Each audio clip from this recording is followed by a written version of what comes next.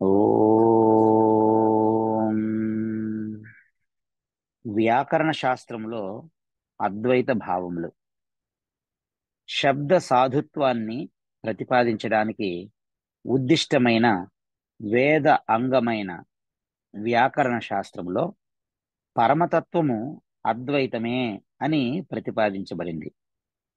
మహేశ్వర సూత్రములకు వ్యాఖ్యానము రాస్తూ శ్రీ నందికేశ్వరుడు అకారము సర్వవ్యాపి అయిన నిర్గుణ బ్రహ్మము అని ప్రతిపాదించారు.